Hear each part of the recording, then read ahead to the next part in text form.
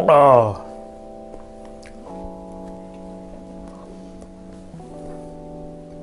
Assalamualaikum and welcome to my channel guys. Thank you kepada semua yang telah memberikan sokongan kepada channel aku ni, so that channel aku ni boleh berjaya dekat YouTube. I really appreciate support guys. Teruskan lagi sokongan korang, support aku untuk sampai my first 5k ataupun first 10k. Aku memang terhutang budi dengan korang. Korang semua yang terbaik lah. Okey, untuk kisah hari ni kan, dia berkenaan dengan satu misteri kehilangan yang terjadi kepada sesebuah keluarga ni guys. Okey, and dia punya case ni kan agak besar lah pada time tu Benda ni dah terjadi lama gila guys, dalam 1940-an macam tu lah dekat Amerika Syarikat tau. And misteri kehilangan ni dia sampai jadi macam begitu besar sebabkan dia punya misteri di sebalik kejadian itu memang tak dapat jawapan lagi guys. Boleh dikatakan ini sebagai satu unsolved case lah. Okey, jadi tanpa membuang masa lagi, macam biasa, nama aku Nas and I am your true crime storyteller. Let's go.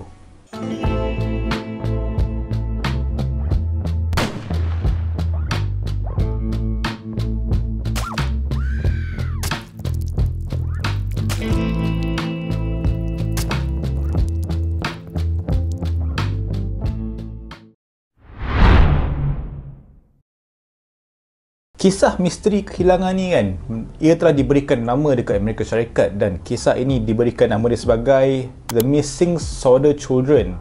Keluarga Sodder, okey. Mereka merupakan salah satu kes orang hilang yang memang popular gila dekat US tau. So, kisah dia bermula pada tahun 1945 di mana sebuah rumah yang didiami oleh keluarga Sodder yang bertempat di Fayetteville, West Virginia telah dilanda satu kebakaran yang teruk gila. So, selepas api telah padam daripada kebakaran rumah tu, 5 orang anak kepada George Sodder yang dikatakan terperangkap dalam kebakaran tersebut telah gagal untuk ditemui sama ada dalam bentuk jasad mahupun tulang guys. So, dekat sini dia dah menunjukkan betapa teruknya kebakaran yang telah melanda dekat rumah tersebut tau. Adakah tubuh badan mereka tu macam betul-betul dijilat api sampai hancur, sampai jadi debu, ataupun kejadian kebakaran itu sekadar sebuah konspirasi penculikan yang terancang?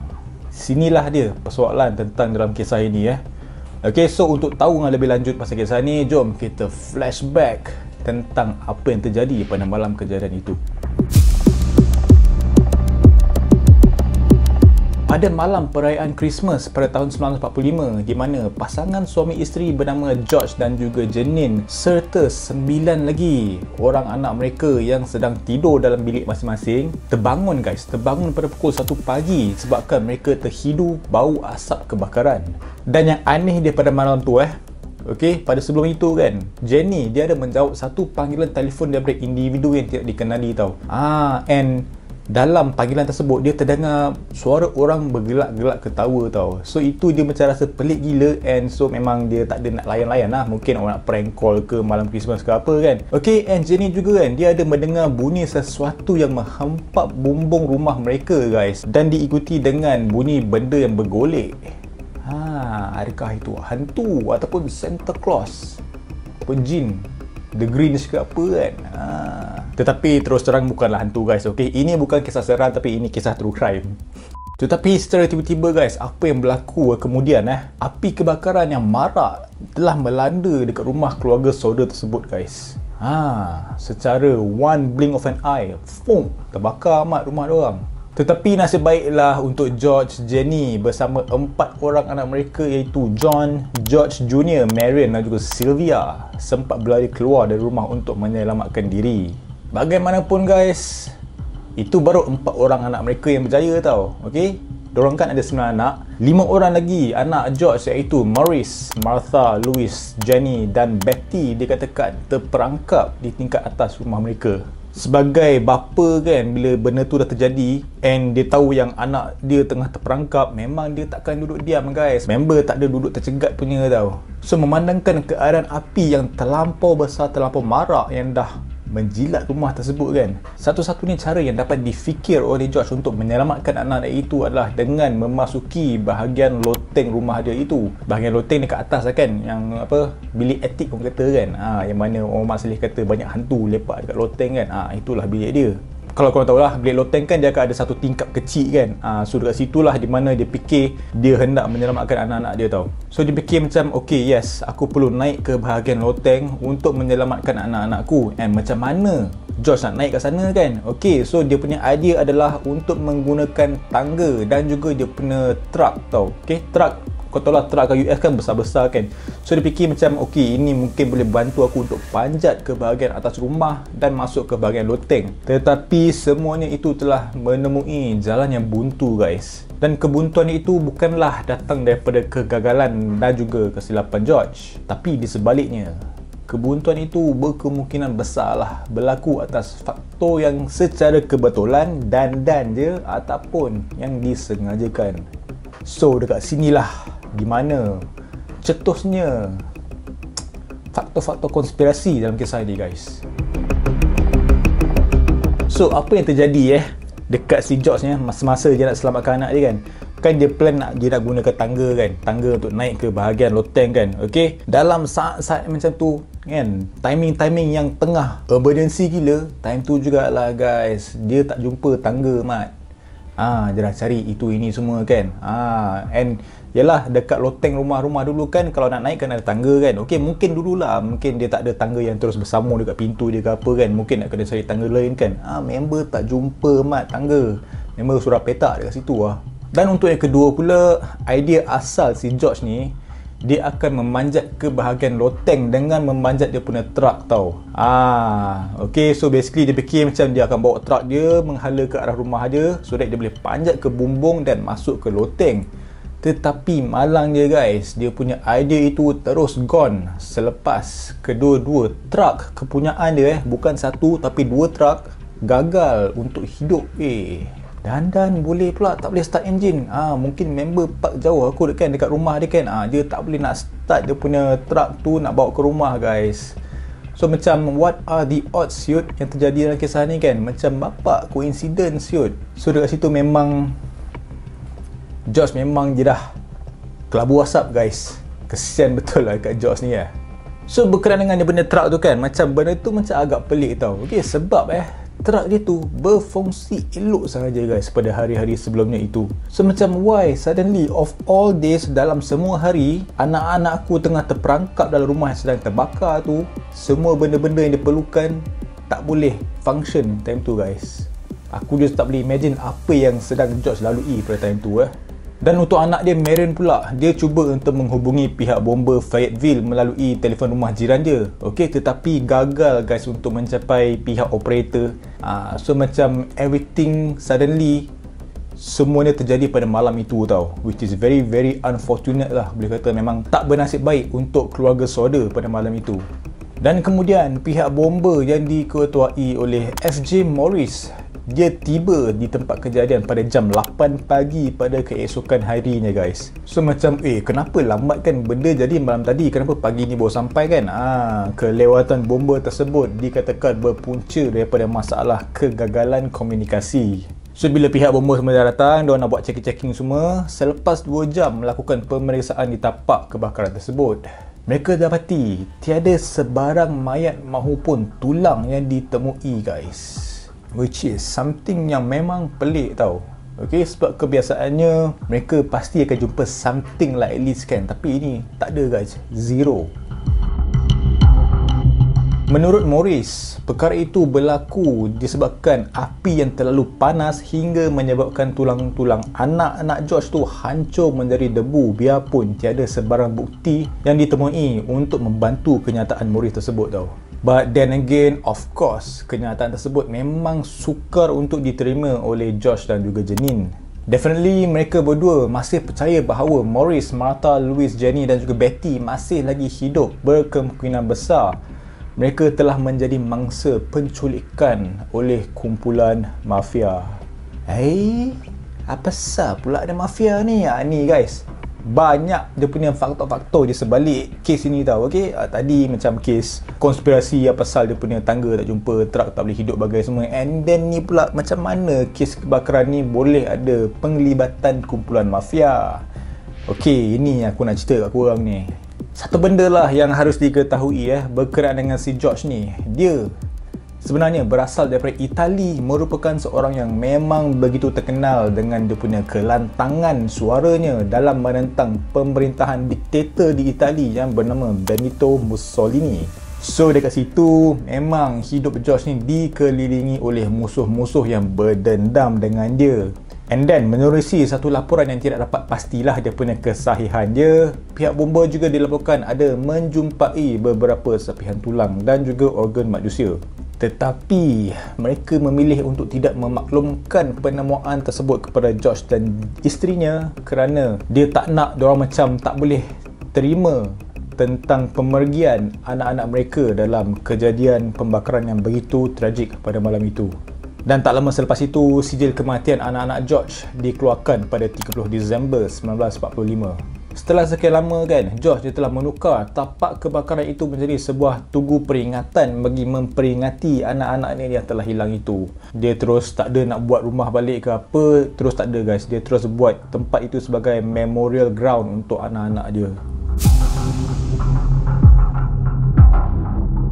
So berkenaan dengan kes ini kan, memang terdapat banyaklah siasatan yang telah dijalankan kan. Okey, tetapi terdapat juga banyak outcome daripada siasatan tersebut yang agak mencurigakan tau. Okey, sebab hasil siasatan yang dijalankan oleh pihak berkuasa juga banyak kali telah dipertikaikan oleh George. Dan salah satunya adalah kebakaran tersebut berlaku disebabkan masalah pendawaian. Ada masalah wiring, pihak bomba kata. So member macam tak boleh terima lah, macam agak-agak lah wiring kan. So George memang bising lah, dia kata yang impossible ada masalah wiring sebab lampu pokok Christmas yang dipasang pada malam kejadian itu tak terpadam pun sebelum berlaku kebakaran.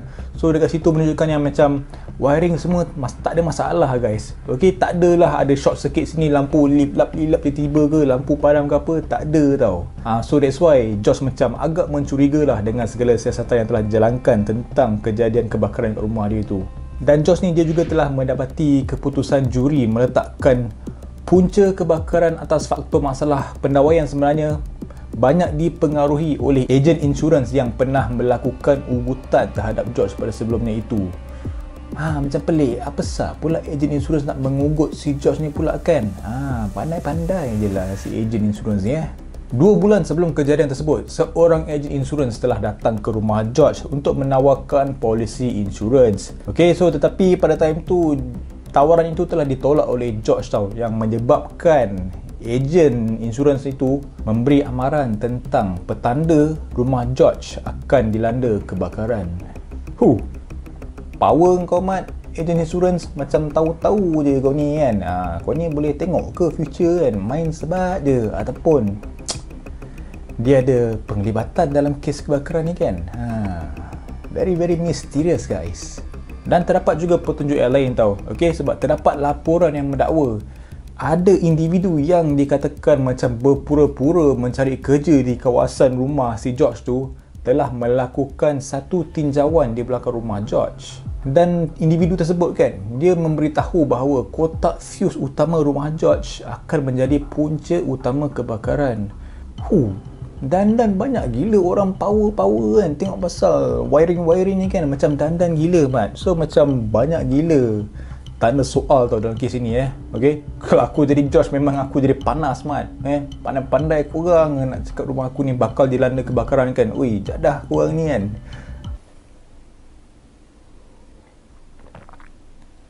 Dan satu lagi benda yang agak mencurigakan adalah George dia ada menyedari bahawa gerak-geri anak-anak dia sewaktu mereka dalam perjalanan pulang dari sekolah telah diperhatikan oleh individu yang tertentu yang duduk menunggu di dalam kereta.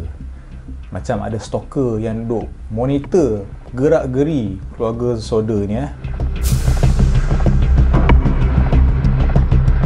Dan kemudian selepas semua siasatan yang agak mencurigakan tu kan, ramai juga saksi yang telah hadir ataupun menunjukkan diri tampil ke hadapan guys.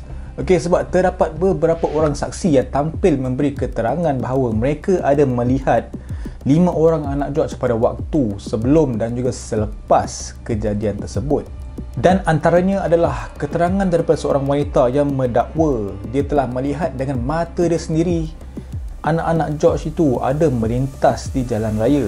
Dan seorang lagi saksi pula memberitahu bahawa dia pernah menyediakan sarapan kepada anak-anak George di satu perhentian rehat. Dan pada masa yang sama, dekat perhentian rehat tu, wanita itu menyedari tentang kewujudan sebuah kereta yang bernombor pendaftaran Florida terletak di kawasan parking lot dekat sana. Dan ada juga saksi yang melaporkan dia telah melihat Maurice, Martha, Louise, Jenny dan Betty sambil ditemani oleh 2 orang lelaki serta 2 wanita yang digambarkan berpenampilan seperti warga Itali. Adakah itu geng-geng Itali yang sedang mencari si George ni kan? Boleh jadi tak kan? So, kebenaran demi kebenaran telah terbongkar berdasarkan siasatan yang dijalankan oleh penyiasatan persendirian upahan George ataupun private investigator.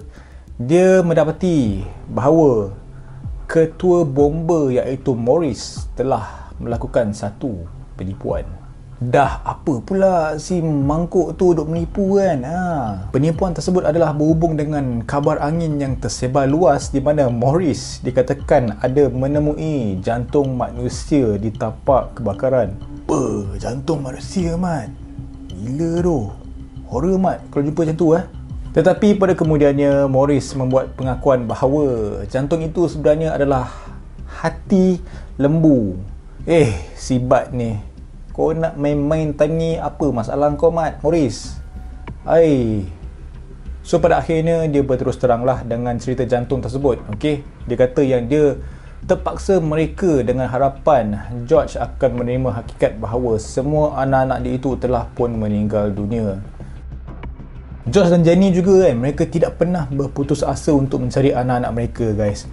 Sampai ke George sendiri, dia pernah cuba meminta bantuan pengarah FBI dengan memberi hujah tentang penculikan anak-anak itu. Dan yang bagusnya, pengarah FBI ketika itu dia telah bersetuju untuk membantu dengan syarat pihak berkuasa tempatan harus memberikan kuasa autoriti terlebih dahulu. Dia pun memerlukan approval lah daripada pihak-pihak yang berkenaan kan. But yang malangnya adalah pihak polis dan juga bomba daerah Fayetteville enggan untuk memberikan kerjasama.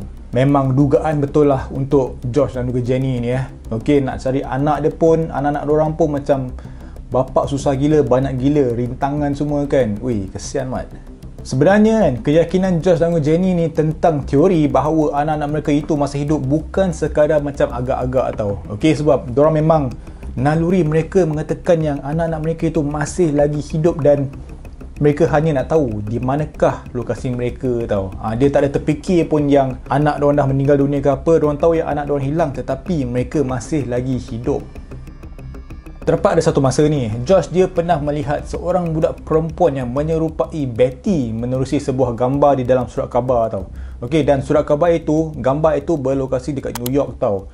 Jadi George tanpa memasa, dia terus memandu keretanya ke bandar New York bagi memastikan kesahihan gambar tersebut. Cuma yang kesiannya, bila dia dah sampai dekat sana, dia dah berjumpa dengan ibu bapa budak tersebut, mereka enggan untuk bercakap pun dengan si George ni. Dan selain itu, Jenny juga dia pernah menerima satu kiriman surat yang tidak mempunyai alamat pengirim. So dalam surat tersebut terdapat sekeping foto seorang lelaki yang usianya dianggarkan dalam lingkungan 30-an. So basically cerita ni memang dah lama lah selepas kejadian kebakaran itu kan. So kalau kau tengok kat gambar ni kan, lelaki dalam gambar tersebut kan dipercayai sebagai Louis yang telah pun dewasa. Tetapi kesahihan tentang perkara ini tidak dapat lagi dimuktamadkan. Masih tak ada dapat confirmation lah whether adakah betul itu anak si George dan Jenny. Dan George pada akhirnya dia telah meninggal dunia pada tahun 1969 dan 20 tahun kemudian giliran Jenny pula menghembuskan nafas terakhir dia. So sini dia menimbulkan satu persoalan yang adakah siasatan untuk mencari anak-anak George dan Jenny terhenti ataupun akan ada pihak lain yang akan membantu dalam siasatan tersebut. Yang bagusnya guys, siasatan itu telah diteruskan oleh satu-satunya anak George yang masih hidup sekarang iaitu Sylvia yang berusia 2 tahun sewaktu insiden kebakaran itu berlaku tau. Dia adalah salah seorang yang terselamat lah. 4 orang yang terselamat daripada kebakaran tersebut. Dan Sylvia juga dia berharap yang dia akan mendapat merungkai misteri yang telah menimba terhadap adik-beradiknya sebelum dah terlambat. So, itulah kisah kehilangan misteri anak-anak Sodder ataupun The Missing of the Sodder Children.